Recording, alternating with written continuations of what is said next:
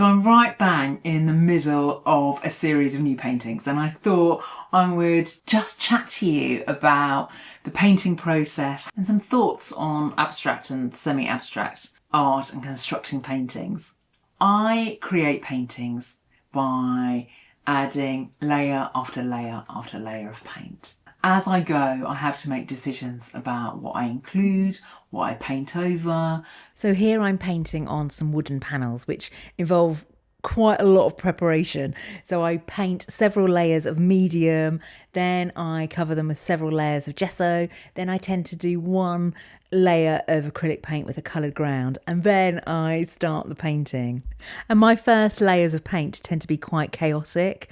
I'm not working to a plan. I'm sort of making a little bit of a hot mess, but I'm looking for tiny moments of interaction, of relationship, where colours combine, little moments of interesting texture and sort of accidental poetic moments where colours interact and build a little relationship with each other and talk to each other.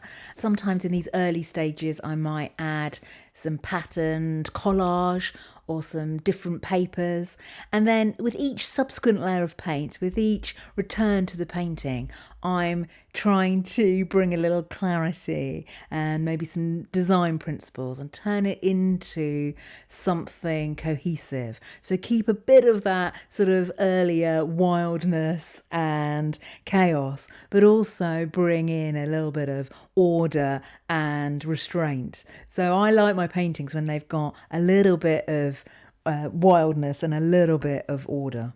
But there is never one way to construct a painting. The way that you choose to construct an abstract or semi-abstract painting has to reflect the things you're interested in terms of the end result. So for me, I love a painting where you can see its history embedded in the paint. So I choose to construct a painting using a layer of paint, letting it dry, add another layer of paint, let it dry, add another layer of paint. And eventually the painting kind of reveals itself. So I don't know where my painting is going to end when I start. Each painting is a little bit like a thrilling adventure, and it's leading me in a different direction. And I enjoy that aspect of painting. And even though I've got no idea where a painting will end, I enjoy the sort of problem solving and the thought process of constructing a painting that way.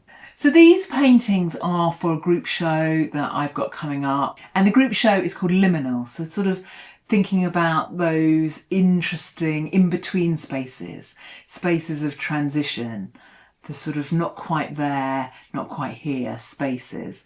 And I have been going on lots of walks in forests recently, and I love the idea of a forest or a woodland as a liminal sort of space, that sort of magical, bewitching hour in the wood where the light changes and everything becomes a little bit more mysterious. So I'm interested in that. I'm also really interested in the idea of paintings as precious objects. I love antiques or second-hand objects that have got a patina and that have got a wear and whose history show up in the way it looks. And so that's also something that I think about as I paint. I want the history of the painting to be evident. I like to be able to see the layers. I like to see the texture of things underneath the current layer of paint. So that's another reason why I paint the way I paint. And, you know, lots of people may not like that. That's a sort of decision, isn't it? That we create the processes that reflect what we're interested in. And I'm interested in sort of hidden histories and the layers beneath. So when I start to paint, I've got some loose ideas. I know I want to explore trees or sort of magical forests. But as I paint, I try and hold those ideas sort of lightly and respond to what is actually on the board in front of me rather than a sort of fantasy idea.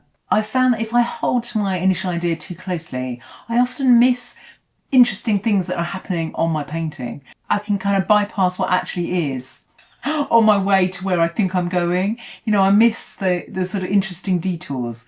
So as I paint, I try and really be in dialogue with my painting and not be too swayed by what I thought this painting was going to be about, and actually more respond to what is on the board than my initial sort of idea. I think there's a sort of listening to your painting, a sort of attunement, noticing, making a move and considering, making another move, considering.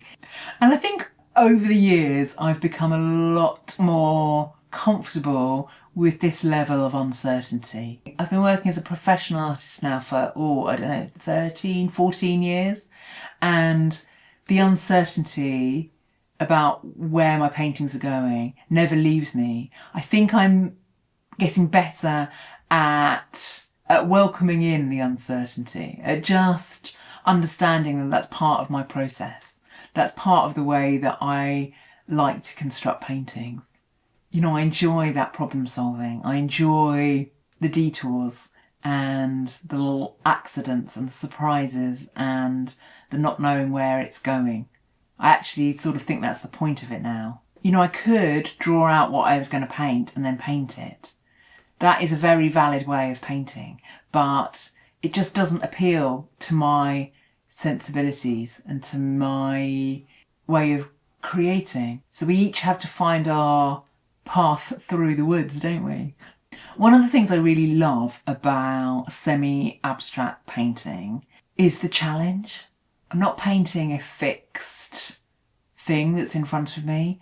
I'm not seeking or searching a realistic rendition of something. When we are painting something and we want it to be a realistic copy of what's in front of us, we've got a really clear map, haven't we?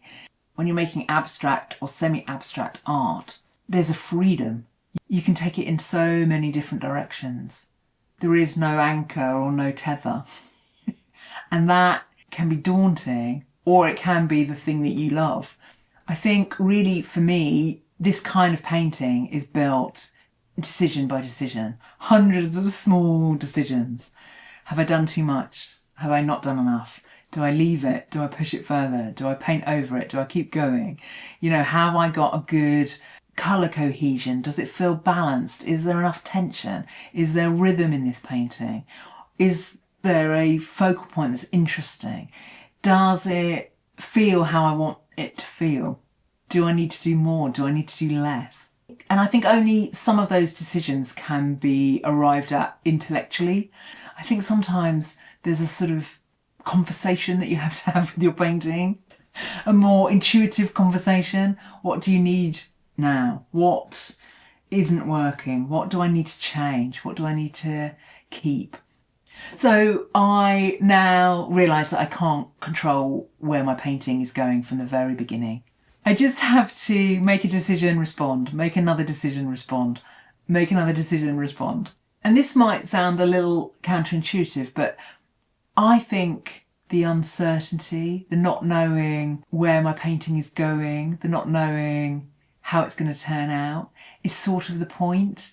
The endeavour, the problem solving, the journey of the painting, the getting myself unstuck when I feel stuck, that feels to me like the point of the painting now. You know, the fact I don't know how a painting is going to turn out feels exciting. So that's what I'm doing. Adding a bit of paint, responding. Adding some paint, responding. And trying to be really cognizant and aware of what's actually happening on my board and not getting distracted by what I think should be happening.